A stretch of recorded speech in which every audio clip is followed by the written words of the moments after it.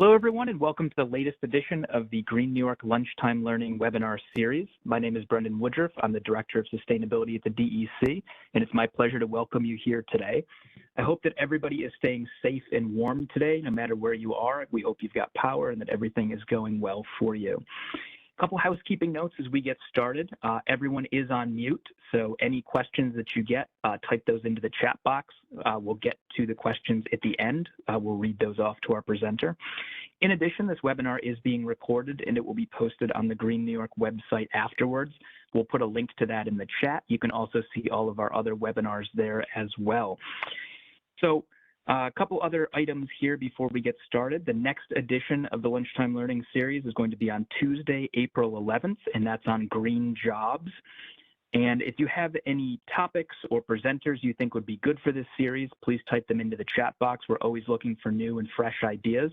We've been at this for a while now, so any new ideas or things that you'd like us to cover are really appreciated. You can just type those into the chat box. So I'm really excited for today's topic for a couple of reasons. The first is there's been a lot of talk about stoves and cooking and also for toxic and forever chemicals in the news lately. And this is really at the intersection of both. And it's figuring out what can we do to limit our exposure to both forever chemicals and also have healthier cooking. So I think it's a very timely presentation today. It also expands upon our work. This is based on a Green New York purchasing specification that state agencies have to follow, that our presenter did a lot of fantastic work on. So this is a great example where our agencies are leading by example, and then through this series, we're able to give you the knowledge to do the same. So hopefully you'll all become change agents from here on out. You'll be able to use this knowledge in your own lives, in your professional lives, and also talk to others about what you've learned so that we can take the great work that we're doing internally through the Green New York program and spread it to others. And also, I'll give a shout out to everybody who registered because this is the highest registration we've ever had for one of these webinars. So this topic is definitely striking a chord as well. So without further ado, I want to introduce today's presenter, is Connor Shea, the supervisor of DEC's Pollution Prevention Unit. He's a true champion of protecting New Yorkers from toxic substances so that we can all live healthier lives. So a lot of you might have met Connor, some of you might not have yet, but you've definitely benefited from his work. And I just want to give him a big shout out here for everything that he's accomplished. So without further ado, I'm going to hand it over to Connor for today's presentation. Take it away. All right. Well, thank you, Brendan, for the introduction, and thanks for inviting me on today. You can hear me okay? Yeah, yep, everything's good. All right, thank you. All right, so I'm just going to jump straight into it then. I'm Connor Shea with DEC's Pollution Prevention Unit, and I'd like to welcome everyone to today's lunchtime learning session on greener cookware and bakeware. It's a great topic to be covering here on Pi Day, in addition to the reasons that Brendan had mentioned before. So this is a topic that I've worked on in the past through my involvement with Green NY and worked on the development of a purchasing specification under formerly Executive Order 4, now the EO 22 program. All right, so now we're going to get into our agenda for this session. So first we'll explore the term greener cookware and go over what that means. Next we'll talk about the Green New York purchasing specification for these items, since this is a great source of information on the attributes to look for in cookware and bakeware that puts it into that greener category. Then we'll talk about how to identify and find greener cookware and discuss your options when considering a purchase. After that, we'll talk about what to do with the older cookware that you might be replacing and some ideas for its end-of-life management. And lastly, we will open it up to questions. All right, so now let's get into our first topic, trying to define greener cookware. So I don't mean to be evasive here, but I think before we can answer the question of what greener cookware is, let's first think about why we need our cookware to be green. So there are a few reasons. First, we consume foods that are in direct contact with our cookware every day. In such applications where we're applying high heat or acidity to a material, like cooking, we want to make sure it doesn't pose any concerns, as those two conditions can lead to leaching of metals or other substances into a food item. As with any product, the production of cookware and bakeware consumes natural resources and may generate pollution. So I know it's hard to always wrap our heads around all the life cycle considerations whenever we make a purchase of anything. But when we developed the cookware spec, we did look into aspects of the production, use, and disposal of these items and can offer some guidance related to this. And lastly, as these items may be discarded at the end of their life cycle, we want to make sure there are no ongoing concerns related to that. Okay, so now getting back to how to define greener cookware, I think the most succinct definition would be any cookware or bakeware that avoids the biggest impacts to human health and the environment. So again, having considered some of the life cycle impacts of certain materials used, we can offer some guidance on things that avoid the most well-documented impacts to human health and the environment related to cookware. Okay, so now let's think about your typical piece of cookware or bakeware and what it consists of. So generally, the largest, most visible components that make up the bulk of any piece are the base materials, which are items we want to pay attention to, especially if they are uncoated or bare metal. There are also some concerns with certain types of handles, especially with regard to use in the oven, as they're not all rated for those highest oven temperatures. And lastly, the biggest major component are the coatings. These are not part of all pieces of cookware, but the most important coatings to think about are those on the interior surface, which is where the actual food contact takes place. Okay, so now thinking about purchasing, there is somewhat of a hierarchy we can use, which can be a helpful tool in implementing sustainability into our daily lives. And this doesn't just apply to cookware purchases, but to any purchase that you make. So first, always breathe before you buy. And while you're doing that, think to yourself, do I really need this?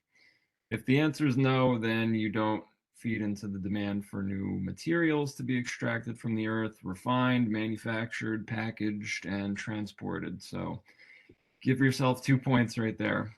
Second, ask yourself, can I find this item refurbished or secondhand? This again would avoid adding to the demand for new materials to be extracted, and it's a great way to make a sustainable purchase. Next, breathe again. Lots of breathing here. And while you're doing so, review the Green New York spec for cookware and bakeware. And then last, buy green items. So once you've determined that your need can't be met with the above options, make sure what you're buying is green by by following what's in the specification. Sorry, I'm just gonna grab a sip of water here.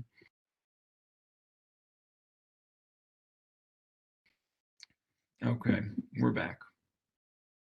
All right, next slide. So now getting into the spec that was developed for state purchases of cookware, it contains some purchasing criteria that are put forth as requirements, meaning that you must do these, and some that are encouragements, meaning that you should do these if possible. So for the requirements, we have the following. First, as with anything, we don't want to purchase new things if we have an item that's already in working order, or if it just needs a slight repair. So if that's the case, go with what you already have. Next, we need to avoid any item with a California Prop 65 warning, which is an indicator that the item contains substances that may cause cancer or birth defects. And lastly, any cookware purchase we make needs to avoid nonstick coatings containing PFAS, which is short for per and polyfluoroalkyl substances, and nonstick coatings containing nanoparticles, which are incredibly small particles that have been engineered to exhibit various properties. these are pretty novel materials, and research is still underway on some of the impacts related to these. Okay, so going a little bit further on that last bullet point, there are a few things that we need to be aware of, since information on the presence of PFAS and nanoparticles is not always obvious when making one of these purchases. In fact, some manufacturers apply intentionally misleading labels to their cookware. So you may see a label that says PFOA free or non-toxic.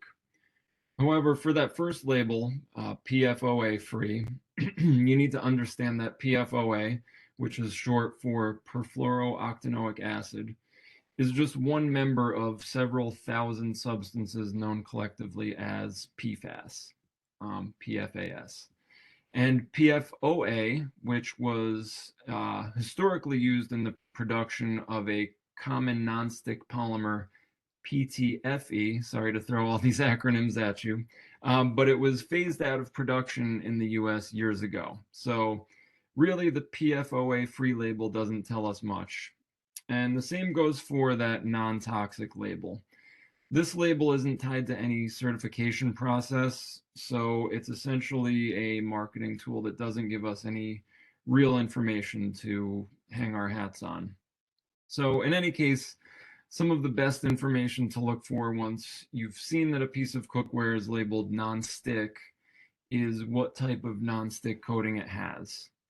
So if it says PTFE or any of these brand names, which are all PTFE based, you should avoid them. So Teflon being one of the major brand names of PTFE based nonstick coatings. And there are also some other kind of lesser known PTFE coatings. So we might see the name granidium or quantanium, all very space age sounding materials, and Xylan.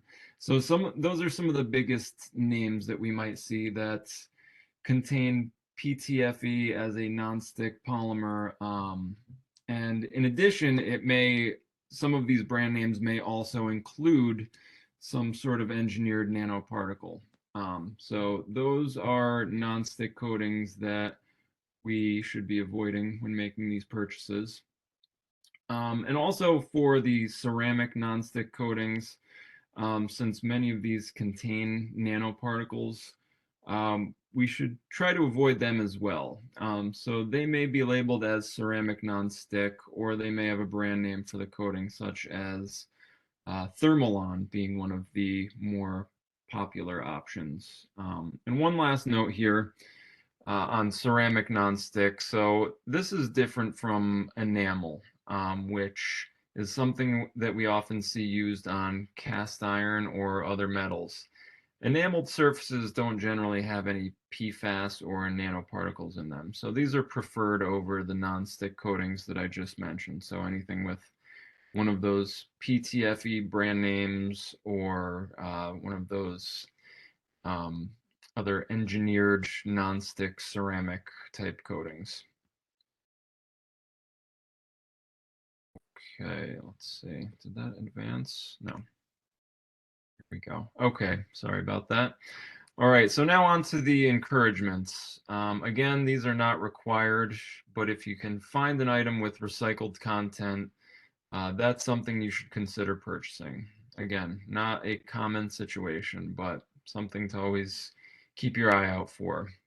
And if your cooking typically involves high acidity, it's best to avoid unlined aluminum, unlined copper, and certain grades of stainless steel, which can leach metals into foods, which is something that we, of course, want to avoid. And this doesn't go for all grades of stainless steel, just some that have a higher nickel content, because there are some folks out there that are sensitive to that particular metal. So the next bullet on take back and recycling. So this is something that we're going to get into on the next slide. So I'm going to kind of skip over that for now. And then the last bullet point here, when making a new purchase, it's best to minimize the amount of packaging that comes along with that new purchase. So if you're looking at two essentially identical items, but one is sold with more packaging, go with the one that uses less. This is a way to reduce your overall material footprint.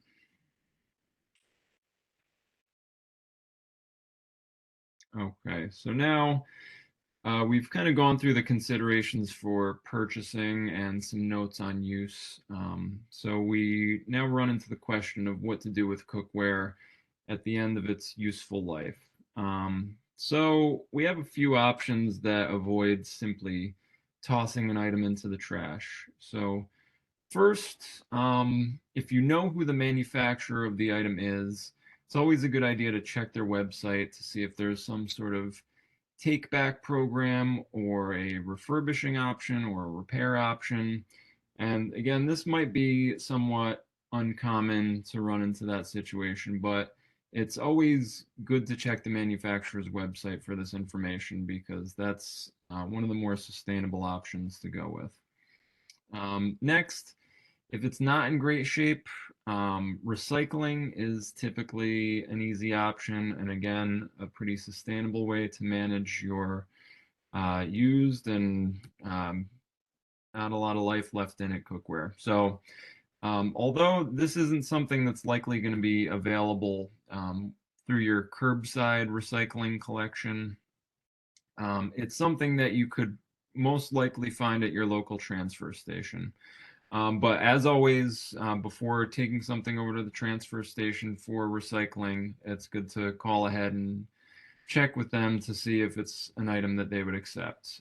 But again, typically something that could be handled through the scrap metal pile that gets recycled at your local transfer station.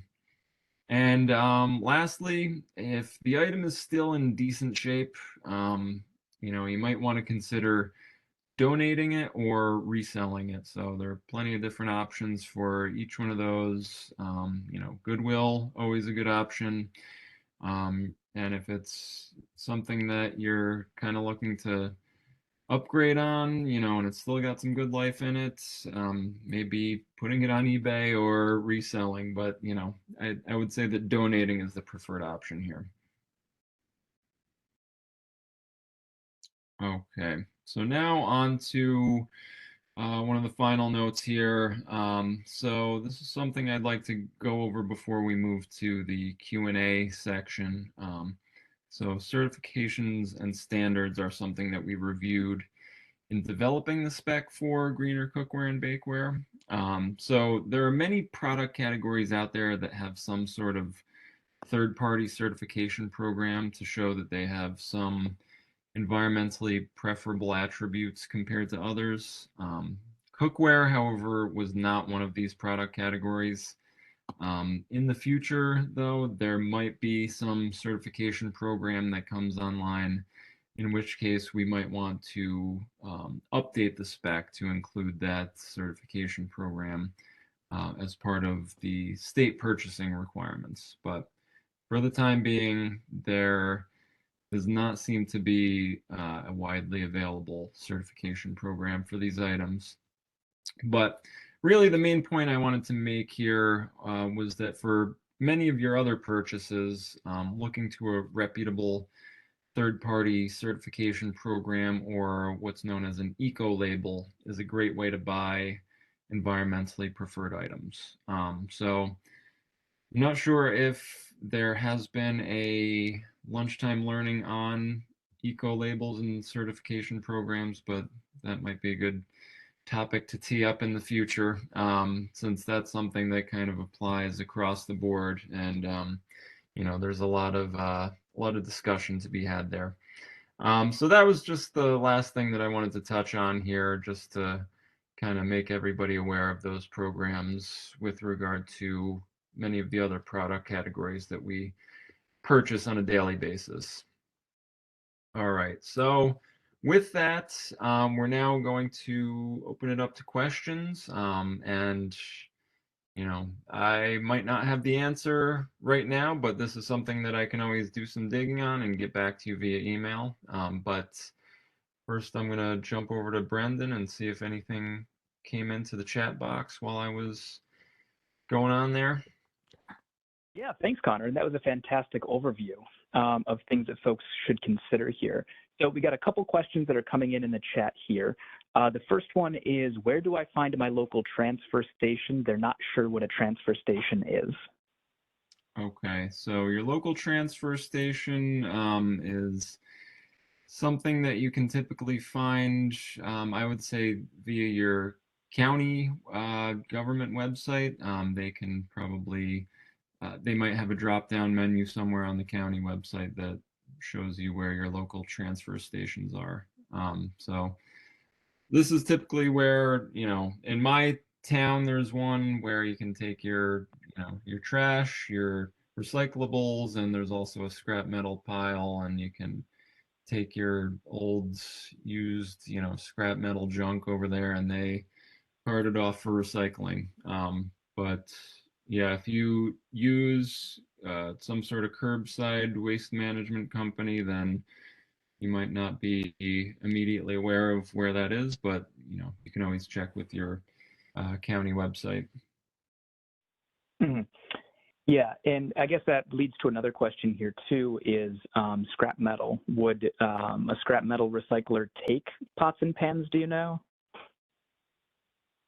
So this is something where at our local facility, you can bring just about any metal item over there and, put it in the pile. And if it's something that has too many, non-metal pieces on it, they might dismantle it a little bit further and then send it off for recycling after that. But a lot of these metals tend to be recyclable. Okay. And here's a question that I was thinking myself. So what cookware do you use at home?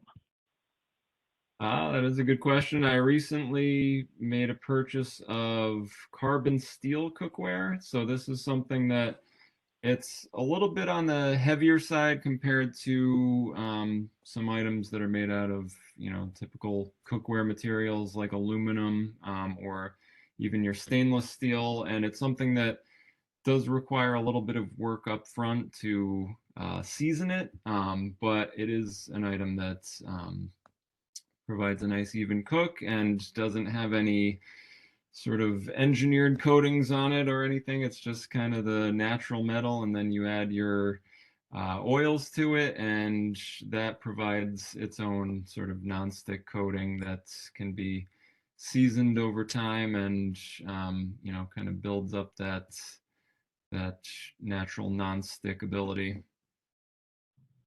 Mhm. So I guess another question with that is, do you have any tips for folks that are used to cooking with nonstick that are switching to something like the carbon steel or stainless steel that doesn't have that natural or not very unnatural nonstick coating? Are there certain oils that work well? Are there any like temperature considerations or things that people should think about? Yeah, so when I purchased my carbon steel pieces, they came with some instructions on the types of oils to use and how to properly season them. It was something that was done within an hour's time once I brought those pieces home. But yeah, so there are certain oils that were recommended for use that have a higher smoke point, so you can heat them up a little bit higher on the temperature scale without them emitting too much smoke. And uh, you know, uh, I would say it's best to follow whatever the manufacturer's instructions are on that because it might vary from company to company. Somebody might recommend avocado oil over vegetable oil, and somebody might recommend olive oil over, whatever else there is out there. But yeah, typically that's going to be something that's on the manufacturer's instructions. Okay. We've got a couple other comments in here. We've got one person who likes their carbon steel pans. They also said that they're lighter than cast iron, so that's another benefit of that material if you're thinking about that. Another question is, are carbon steel pans good for acidic food? Yeah, so carbon steel pans, this is something that I don't believe has that same nickel content as certain grades of stainless steel. And this is only a limited range of stainless steel grades that have that concern. But yeah, as far as I'm aware, the carbon steel does not contain any of those really concerning metals. And again, once you season it, that provides sort of a protective layer. So there's not really that direct contact between the bare metal and the foods that you're cooking. Again, it might be something you need to kind of refresh from time to time. But yeah, I think carbon steel is good in that regard, as is cast iron. That again is another type of cookware that you need to kind of do that seasoning up front with oils to kind of build up that sort of natural protective layer that offers that non-stick property. Mhm. And are there any, we're going to stick on this topic here for a second for another question. Are there any kind of grade steels or other cookware that you've recommended that are good for acidic foods if you cook with acidic foods a lot? Um, I I can't recall right now. There was some numbering scheme that they use for stainless steel that indicates, you know, the certain alloy blend. That's something I could look up and share that information. But yeah, so that's something I'll take a look into. But it's something like 18/8 or 18/0. Don't quote me on that. But yeah, that's something I can take a look into and get back to you. Mhm. So another question here, are there any nonstick coatings that are considered safe, or do you typically just encourage the use of stainless steel or cast iron or carbon steel? So with those more engineered nonstick coatings, the PFAS-based ones that I had mentioned before, or the nanoparticle infused ceramics, you know, that's something we kind of want to avoid because of, you know, not just the food contact, but also the potential for, when overheating, releasing of fumes. And really, one of the biggest concerns is on the production side. You know, when they're manufacturing these coatings, there is emission of those contaminants into the environment. So that's, you know, looking upstream, something that we want to try to avoid. But yeah, in terms of your other non-stick alternatives, there aren't too many other sort of engineered non-stick coatings that I'm aware of that wouldn't include one of those two types of compounds, the PFAS or the nanoparticles. So, you know, there are options that aren't marketed as nonstick that do offer some level of sort of nonstick protection. So there's, in addition to the carbon steel and cast iron, there's also that enameled steelware. So, you know, think of those fancy, colorful Dutch ovens and other pots and pans that um, have those sort of darker or brighter colors on the outside, and then that white coating on the inside. So that's something known as enamelware. So that is something that you typically, you know, if you add a little bit of cooking oil to that, that's something that generally avoids having any food getting stuck to it. So that's another good option that, you know, is not necessarily marketed as nonstick, but can kind of avoid those issues because it's a little bit more naturally slippery than some other materials. Mhm. So another question here, what indicators are there that cookware is at the end of its safe, usable life? Are there any things you can look at in the pan or the piece of equipment and say, it's time to get rid of this?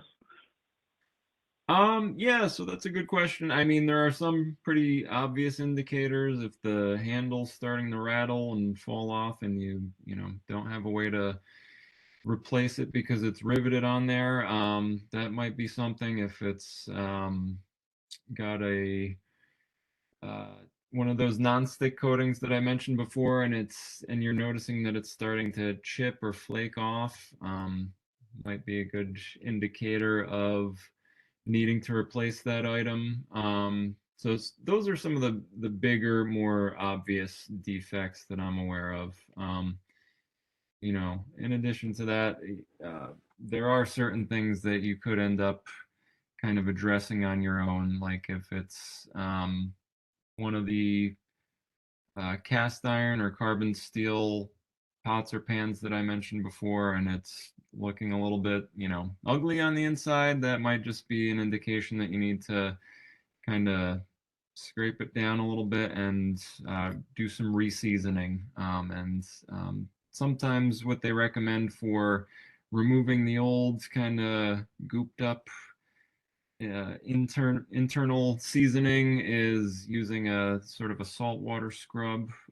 But there are a couple different options, and again, it's always best to go with whatever the particular manufacturer recommends. Mhm. And another question here for the types of equipment that you've recommended. Do you know if they work with induction stoves typically, or are there certain models that folks would have to look at if they have an induction stove? That's a good question.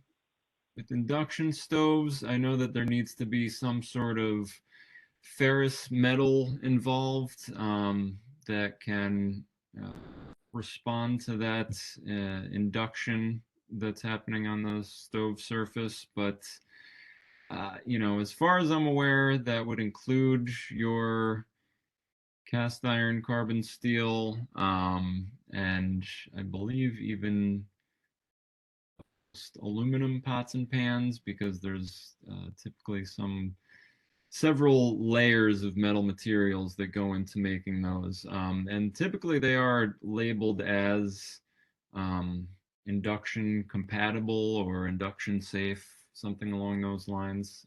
So, if you are looking to make a purchase of something that's going to be compatible with induction stoves, then that's something you're going to want to look for on the packaging. I had to say you're nailing it with the segues today. So we had two questions that came in here about aluminum cookware. The first one is, do you have any thoughts on it? We've got a person who has some old aluminum cookware, and they wondered if there's any concerns about using that. And someone else who wanted to know if you have any thoughts on anodized aluminum. Okay. With older aluminum cookware,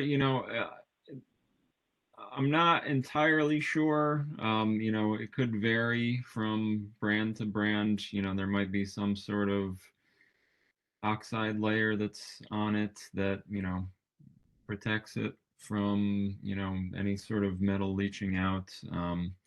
It might be sort of a judgment call. If you take a look at it and it's looking like it's seen better days, might be time to part ways with it. But it's kind of hard to make the determination without taking a look at it. But going on to the question of the anodized aluminum, that coating, that anodized coating, in some cases I've seen some of these anodized aluminum items marketed as non-stick, and upon further digging have found that that non-stick coating was indeed a PFAS based non-stick coating.